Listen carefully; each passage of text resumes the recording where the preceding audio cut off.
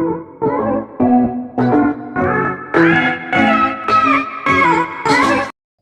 Friends, welcome to our next video. इस video में मैं आपके लिए लेके आई हूँ बुक बिल्डिंग वाला टॉपिक।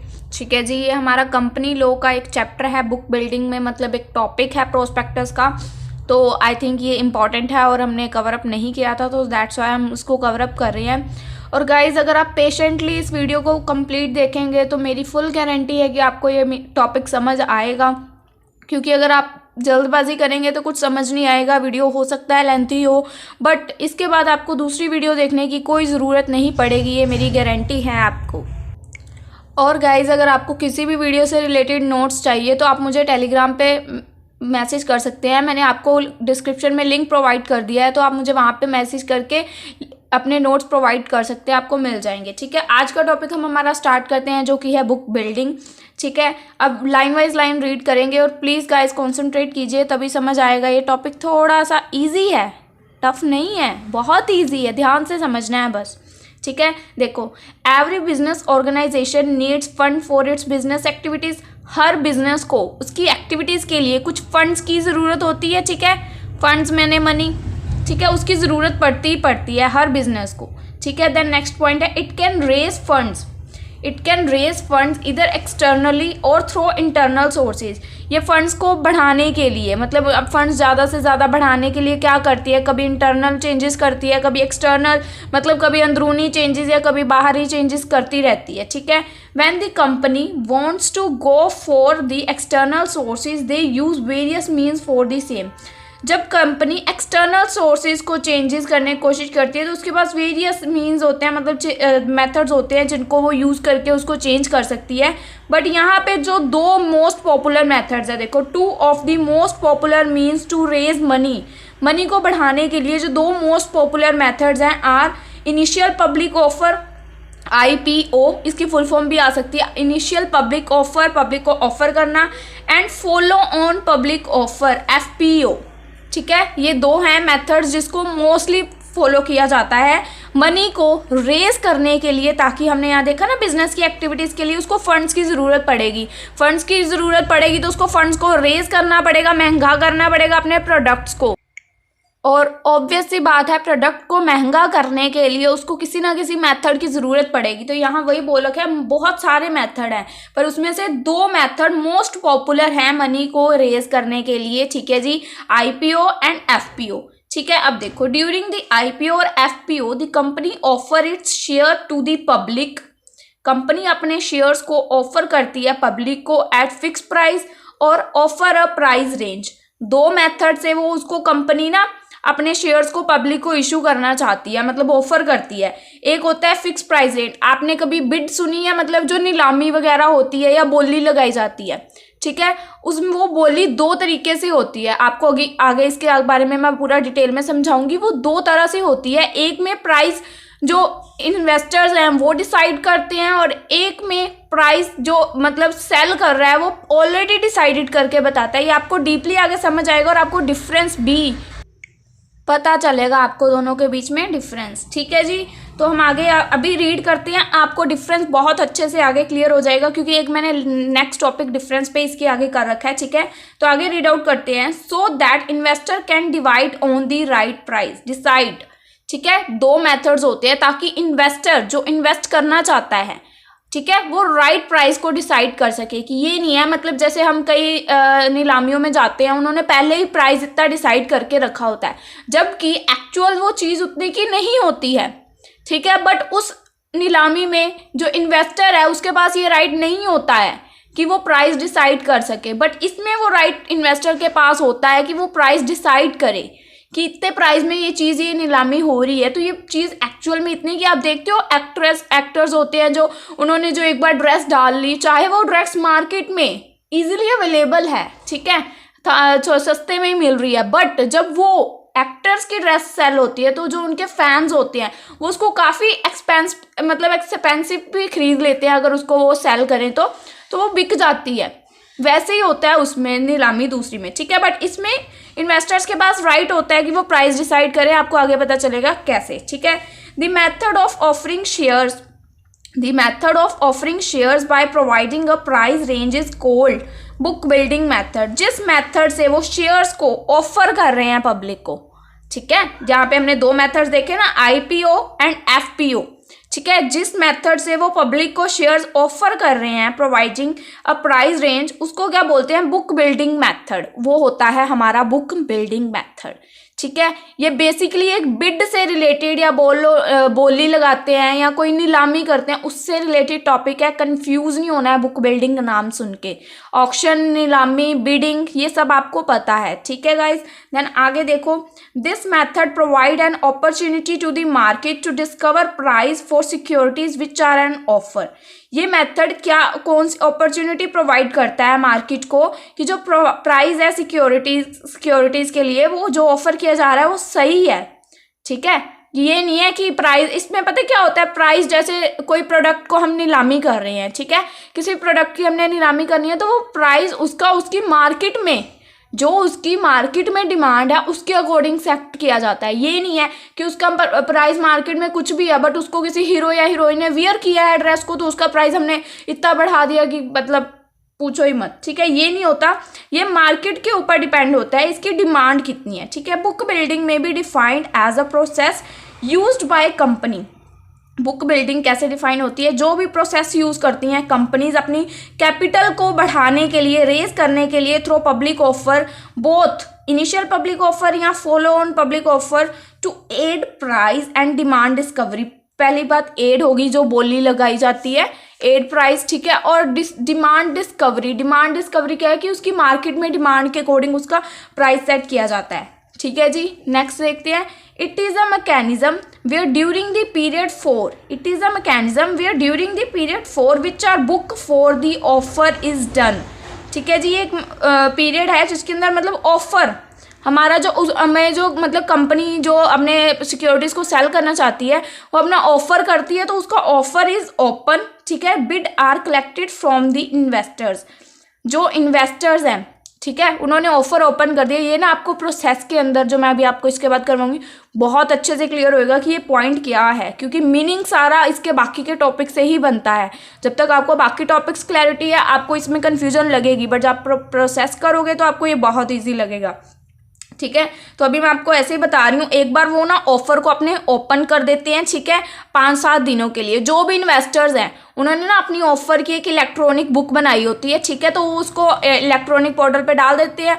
तो जो भी इन्वेस्टर्स उस चीज़ में इंटरेस्टेड हैं या इन्वेस्ट करना चाहते हैं, वो पहले उस बुक, इलेक्ट्रॉनिक बुक को अच्छे से रीड करते हैं, ठीक है। देखो यहाँ पे लिख देते हैं ना, ऑफर इज ओपन, वो ओपन हो जाता है, जो भी इन्वेस्टर इंटरेस्टेड है वो उसको रीड कर सकता है और बिड में पार्टिसिपेट कर सकता है। The bids are collected from the investors at various prices, ठीक है, फिर वेरियस प्राइजेस पे बिड्स कलेक्ट होती हैं which are within the price band specified by the issuer, ठीक है। देखो आगे, the process is directed toward both the institutional investor as well as retail investors.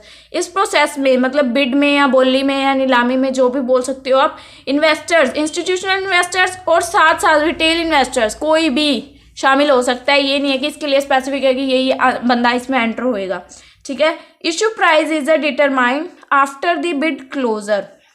जो इशू प्राइस है वो कब इसमें डिसाइडेड होता है, जब ये जो उन्होंने ऑफर ओपन किया था, ठीक है, जब ये क्लोज हो जाता है, after the bid closure, based on the demand, जो उसके रिलेटेड डिमांड जनरेट, जैसे उन्होंने ऑफर ओपन किया, अब कितने इन्वेस्टर्स ने उसको ओपन करके रीड करा, कौन कौन उसमें इंटरेस्टेड था, उसकी डिमांड कितनी थी, ठीक है, उसके अकॉर्डिंग इसका प्राइस डिसाइड किया जाता है, ठीक है। आपको प्रोसेस में बहुत अच्छे से ये समझ आने वाला है। नेक्स्ट एक चीज़ मैं आपको इसमें क्लैरिटी और करना चाहूँगी, जो ये बुक बिल्डिंग है और ये फिक्स प्राइस मेथड है, इसमें एक डिफरेंस है। आपने इन दोनों को सेम समझा होगा, बट ये रीड करके दिखाती हूँ आपको दोनों में मेन डिफरेंस है क्या। देखो, ये है बुक बिल्डिंग, ये है फिक्स प्राइस मेथड, ठीक है। Main difference between the book building method and the fix price method is that is the former, the issue price is not decided initially। इसमें जिस पे नीलामी होनी है वो प्राइस ये डिसाइड नहीं करते, ठीक है। ये देखो यहाँ पे लिख रखा है fix price is decided right at the start. Price ये ऑलरेडी डिसाइडेड होता है क्योंकि इसका नाम ही है फिक्स प्राइस मेथड, तो ये ऑलरेडी डिसाइडेड होता है, बट इसमें not decided initially. Investor have to bid for the shares within the price range given. Investor को उसी पे बिड करनी पड़ती है जो प्राइस रेंज, जब उनके ऑफर को ओपन करेंगे ना, वो जितने लोग इंटरेस्टेड होंगे उसके अकॉर्डिंग बैंकर जो होते हैं आपको आगे प्रोसेस में दिखेंगे वो, तो वो प्राइस डिसाइड करेंगे, उसी के अकॉर्डिंग होएगा वो, और वो कस्टमर के अकॉर्डिंग, जो इन्वेस्टर्स हैं उनके अकॉर्डिंग ही प्राइस डिसाइड करते हैं। Issue price is fix on the basis of demand and supply of shares. ये उसकी डिमांड के अकॉर्डिंग ही फिक्स किए जाते हैं जो इशू के प्राइस होते हैं। ठीक है, इसमें क्या है, पहला तो price is decided right at the start, price पहले फिक्स होता है। इसमें investor can not choose the price, investor choose नहीं कर सकता इसमें प्राइस। ठीक है, they have to buy the shares at the price decided by the company. इसमें उनको उसी प्राइस पे उस चीज़ को परचेज करना पड़ता है जो कंपनी ने एक बार डिसाइड कर लिया। इसमें उनका, इन्वेस्टर्स का कुछ भी हाथ नहीं होता। तो ये दो बहुत डिफरेंट मैथड्स है, इसको एक मत कर देना, कंफ्यूज हो जाओगे, इसलिए आपको डिफरेंस के 2 पॉइंट्स मैंने समझा रही हूँ। इसमें देखो, demand is known every day during the offer period. इसमें डेली डिमांड चेक की जाती है, क्योंकि प्राइस ऑब्वियस है कि चेक करना ही पड़ेगा कि अगर बढ़ रहा है तो हम उसका इशू जो सिक्योरिटी कर रहे हैं उसका प्राइस बढ़ाएंगे, अगर डिमांड कम हो रही है तो प्राइस कम करेंगे। तो ये डिमांड डेली चेकअप होती है इसकी कि डिमांड इसकी आज इंक्रीज हुई है या डिक्रीज हुई है। ठीक है, बट इसमें क्या होता है, the demand is known only after the issue close. जब ये क्लोज हो जाती है ना सब कुछ इसमें, देन उसके बाद इसकी डिमांड, क्योंकि इसमें एक बार इन्होंने प्राइस फिक्स कर दिया तो इसमें इन्होंने कुछ चेंजेस करने ही नहीं है। ठीक है, आई होप आपको ये छोटा सा मेरा डिफरेंस समझ आया होगा जो मैंने आपको समझाने की कोशिश की। नेक्स्ट हमारा लास्ट टॉपिक है, प्रोसेस है जो बुक बिल्डिंग का, और आई होप आपको मेरा टॉपिक समझ आ रहा है जो मैं आपको समझा रही हूँ। अगर कोई भी प्रॉब्लम है तो आप कमेंट सेक्शन में मेरे को बता देना गाइस। ठीक है, अब स्टार्ट करते हैं हमारा process. The book building process is undertaken basically to determine investor appetite for a shares at a particular price. ये मतलब किसके लिए होता है बुक बिल्डिंग का process? Determine investors for share at a particular price, की जो इन्वेस्टर है वो इन्वेस्ट कर रहा है पर्टिकुलर प्राइस, मतलब किस प्राइस पे वो इन्वेस्ट करेगा। बेसिकली इसमें उनका प्राइस डिसाइड आउट होता है। ठीक है, it is undertaken before making a public offer and it help determine the issue price and the number of shares to be issue. ये हेल्प करता है हमें कि हम डिटरमाइन कर सके कि जो हमारा इशू, जो सिक्योरिटी को इशू करना है उसका प्राइस क्या होएगा और जो नंबर ऑफ शेयर्स हम इशू कर रहे हैं वो कितने होंगे। अब समझना है आपने इसका प्रोसेस।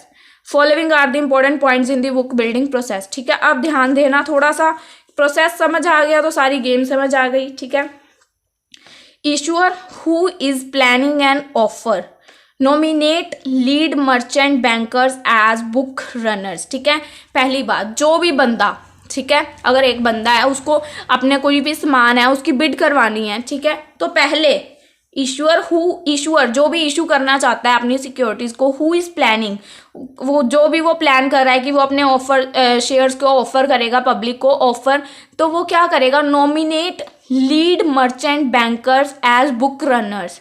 एक बैंकर लीड बैंकर को हायर करेगा या कह सकते हो अपॉइंट करेगा एज बुक रनर, जो कि उसका बुक रनर होएगा। ठीक है, समझ आई ना आपको फर्स्ट पॉइंट, आई होप। ठीक है, उसके बाद issuer specify the number of securities. ठीक है, जो इशूअर है वो नंबर ऑफ सिक्योरिटीज बताएगा कि वो कितनी इशू करने वाला है, to be issue and the price band for the bids, और थोड़ा सा आइडिया दे देगा कि प्राइस ऐसा होएगा, बट एक्चुअल प्राइस नहीं बता रहा अभी वो।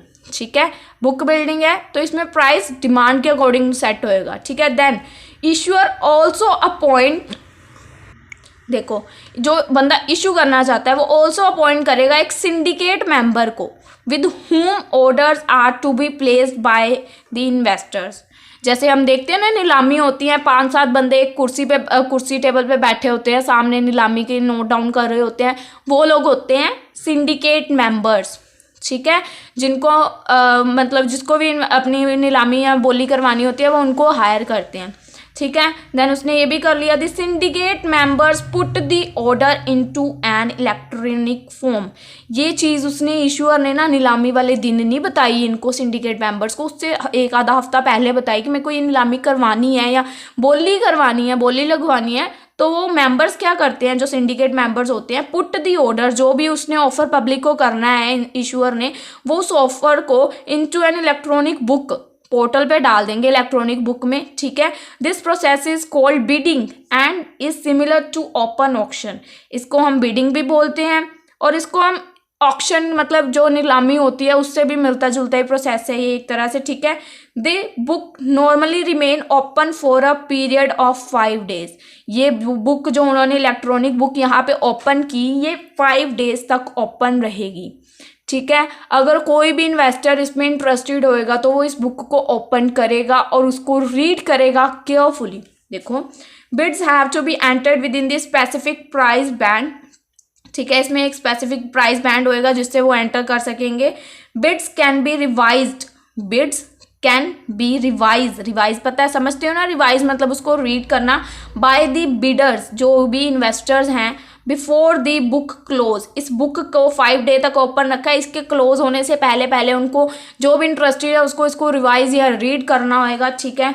On the close of the book building period, जैसे ही ये बुक बिल्डिंग पीरियड क्लोज होएगा, द बुक रनर, जो बुक को रन कर रहे थे मतलब syndicate members, book runner evaluate the bid, वो इवेल्युएट करेंगे बिड्स को कि कितने लोगों ने इसको ओपन करके रीड किया है, कितने लोग इंटरेस्टेड हैं। Bids on the basis of demand, उसकी डिमांड के अकॉर्डिंग उसका वेरियस प्राइस लेवल सेट किया जाएगा, ठीक है। आई होप गाइज आपको मेरी बात समझ आ रही है, मैं क्या समझाने की कोशिश कर रही हूँ, ठीक है। Then next, the book runner and the issuer, not investor. जो बुक रनर थे कौन थे? सिंडिकेट मेंबर्स, और जो बंदा अपना मतलब सिक्योरिटीज़ को सेल करना चाहता है या नीलामी करवाना चाहता है वो issuer. Book runner and issuer decide the final price at which this security shall be issue. अब वो उसकी डिमांड के अकॉर्डिंग उसका प्राइस सेट करेंगे जिस पे वो उसको इशू करेंगे, ठीक है। Generally the number of share is fix, normally तो नंबर ऑफ शेयर्स फिक्स होते हैं। The issue size gets frozen based on the final price per share. इसके बाद उनको फाइनल प्राइस भी पता चल जाता है। नॉर्मली उन्होंने सोच रखा था कि उन्होंने इतने शेयर्स इशू करने हैं और इतने प्राइस पे करने हैं, बट एक उन्होंने मार्केट में उनकी डिमांड भी तो चेक करनी थी ना, कि अगर उन्होंने कर दिया और वो ना हुआ तो इसलिए उन्हें उसके बाद उनको उनका फाइनल प्राइस पर शेयर भी पता चल गया, ठीक है। Then allocation of securities is made to the successful bidder. Then allocate कर देंगे, इसके बाद नॉर्मल खत्म। सिक्योरिटीज उन्होंने डिसाइड कर दिया फाइनल प्राइस, जिसको ज़रूरत थी उसने खरीद लिया। देन उसको एलोकेट कर दिया सिक्योरिटीज़ को, जितने भी जिसकी भी सक्सेसफुल बिडिंग थी, जिसने भी सक्सेसफुली किया, ठीक है। देखो, allocation of securities is made to be successful bidder, और जो रेस्ट ऑफ द बिडर्स थे उनको पैसे उनके वापस कर दिए गए। Refund order, the rest bidders get refund orders. I hope guys आपको मेरा ये टॉपिक अच्छा लगा और अच्छे से समझ आया। अगर आपको कुछ भी प्रॉब्लम है तो आप मेरे को कमेंट सेक्शन में बताना, और अगर नोट्स चाहिए तो टेलीग्राम पे मेरे को ज्वाइन कर लो। मैंने आपको टेलीग्राम का लिंक डिस्क्रिप्शन में प्रोवाइड कर दिया है, वहाँ आपको हर एग्जाम से रिलेटेड हर चीज़ प्रोवाइड की जाएगी जो भी आपको ज़रूरत है। Bye bye guys, next video में मिलते हैं।